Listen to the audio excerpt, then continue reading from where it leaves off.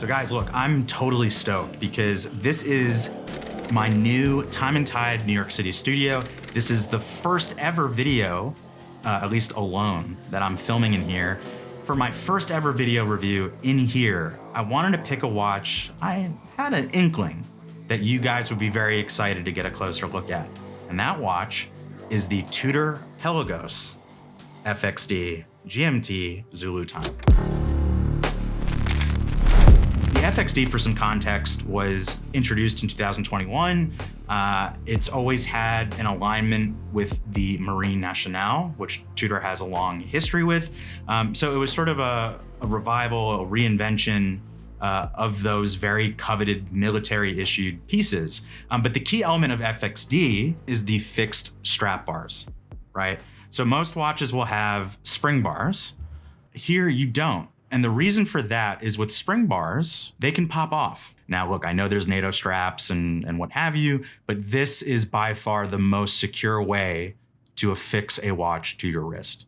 In terms of the FXD, the previous watches were all sold, for the most part, with the exception of one model. They've been sold with these straps that have Velcro fasteners, which I don't really love. But here we have a fabric strap with a pin buckle that matches the case, right? So it's also in titanium. And then you've got ample loopholes here where, for me personally, I find myself at the second to last or third to last hole. And then when it's on the wrist, I'm not having, this crazy sort of tail sticking out. And with this French Naval Aviation branding, because this is, in homage to French Naval Aviation, thus the GMT complication, it catches the tail end, keeps it in place. And also when I close it, I don't have it hanging, so far out that it's, hanging over the case and giving it bangs. This is the first ever GMT, the first FXD to have the first 24-hour bidirectional bezel. The case thickness, it's 12.7 millimeters. And that, obviously is different because of the GMT caliber that's now inside of here. But the 42 millimeter diameter and the 52 millimeter lug to lug, that's the same. And on paper, that freaks me out. I like to wear watches, like I have a Datejust 36, for example, that's probably 43, 44 lug to lug. My largest watch lug to lug is probably my Zin, and that's 50. And I really thought of that as like my hard out. Like beyond 50, I wouldn't do. But let's get this on the wrist. And I think what you're gonna find here is it's actually not as horrendous size-wise for my smaller 6.5 or so inch wrist as you probably would have thought, or maybe even thought for yourself if you have a similar wrist size to me. And then you can see there's not that much tail in there. And there you go, right? So you can see it looks great in terms of the strap, right? Like it's not coming over the case as it would for me on the Velcro. And then in terms of just how it sits on the wrist, this is first perspective, right? But even in this first perspective down the barrel, you can see it looks like it's at the edges of my wrist. But then let me bring it back here and you'll see that the clearance is actually, it's fine. Like it looks totally fine. Now, if this was a dress watch, right, it wouldn't sit right with me. But this is a military, robust GMT. So it works. It works. And I was really pleasantly surprised with how comfortable not only it feels on the wrist, but how comfortable I was with its larger size. This is a watch I really want to like. I was afraid I wouldn't like, but look, I'm not gonna render a final verdict just yet, but this was a good sign in terms of the fit. That was a big concern for me. Okay, so like I said, it's a 42 millimeter case, titanium, so it's light. The only heft you really feel is the movement inside. But with that, it still feels, definitely more lightweight than the Tudor steel equivalents, right? The dial is very legible. It's dark matte black. And then you've got, instead of crisp white, which I know some people probably would have preferred, you have these sort of creamy, I don't want to say Fotina, I really don't. It's so perfect that to say it looks vintage is a bit of a stretch. I just personally like the color that it brings to the dial and also the bezel. Maybe it's not translating as much in this sort of studio lighting, but the bezel scale also matches the lume of the indices. And in fact, it actually is fully luminous as well. So that entire 24-hour scale it's going to light up. It's not too tall on the wrist. 12.7 thick is very good for not only a sports watch, but a GMT sports watch. I mean, again, I know from this angle, it feels like it might be a little too big, but you can see here, like there's clearance. Okay, so if I unscrew the crown, so take it out to the second position, start to move the hands, there you see that orange GMT hand. Now, of course, Rolex people will immediately clock the fact that the Explorer 2 also has a orange colored GMT hand. I like that. I like that kind of nod. I mean, look, Tudor probably picked it just because it's very legible, right? It's the same reason Rolex picked it.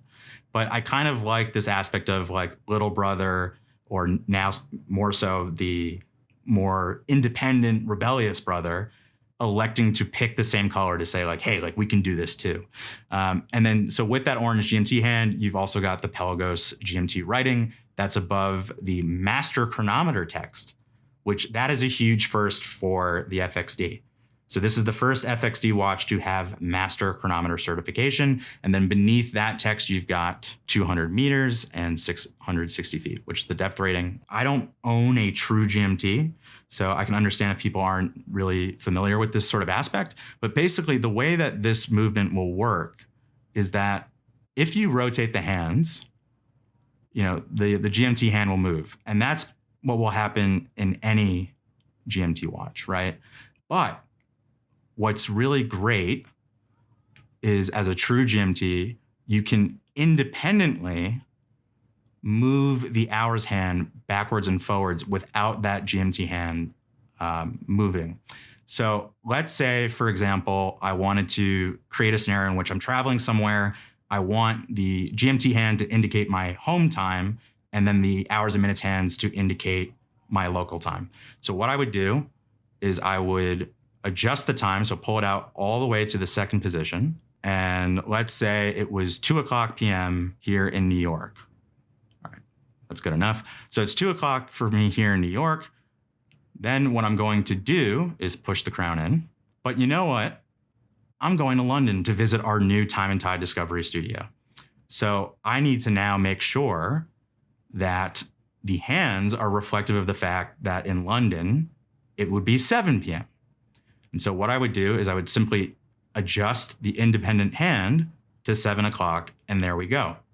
Now, of course, you'd have to make sure that you are in, you have to make your consideration for AM, PM, but to two birds, one stone here, to adjust the date, you would simply move this GMT hand, and that's how you advance the date. There we have it, 7:00. There we go, simple, very easy to do. I've found myself really, I thought I was gonna put it on once and then, wait for the video and just, dive into this. And no, I've worn this, it's been on my wrist, it's been on my wrist pretty much nonstop. Like, I've really enjoyed it, especially because of the strap style. That Velcro strap was a big no-no for me. So look, final thoughts here. $4,625 US. Okay, now that's not nothing, right? And especially with the rise of micro brands, we're seeing things like even titanium delivered at unheard of prices. But to have a storied Swiss brand that is related to Rolex, that's part of the Wilsdorf Group, offering a watch of this caliber at $4,625, I think is incredible. The thing that really stands out about Tudor is that I've never seen the watch community get riled up or complain about how Tudor is positioning its watches in terms of price. And that's why, between the design choices they make, because they have such range in sizes, right? Like, you've got a Black Bay 54 and 37, a Black Bay 58 that's 39, a Black Bay that's 41. You've got GMTs that are now, 39 and 41. You've got FXD that is 42. They're offering watches and designs that people have always liked and will continue to like in sizes that everyone can really appreciate, with manufacturer calibers that are only getting better, right? Like we have the first ever master chronometer certified FXD, but yet the pricing is never getting outrageous. You know, a lot of brands, as they build momentum, the prices start to rocket. Tudor, no, they haven't been doing that. I'm not saying that this is better than every GMT watch at this price. I'm saying I think you would be hard pressed to find a watch you would enjoy vastly more at this price. But look, I'm ranting here. I want to know what you guys think in the comments. Let me know at this price point, right? Again, $4,625 US. Would you prefer to have this watch, or would you prefer to have a Rolex Explorer 2? Right? I hate putting brother against brother, but I want to know. Let me know in the comments. I gotta be honest, if you want my answer, I'd save the cash. I'd go for this. I would take the FXD, get something a bit dressy to complement it, rather than just having the Explorer 2 be your one watch. But I suspect most of you watching are well beyond having one watch collections. You're down with the sickness just as bad as I am. But look, thank you so much for watching this video. I hope you really liked it. Let me know if there's anything you'd like to see me do here in this New York City studio, any watches you'd like to see me try to get my hands on and try to give you this, you know, more casual face-to-face-ish review. And yeah, if you haven't subscribed to the channel, please hit that subscribe button. And as always, I'll see you on the next one.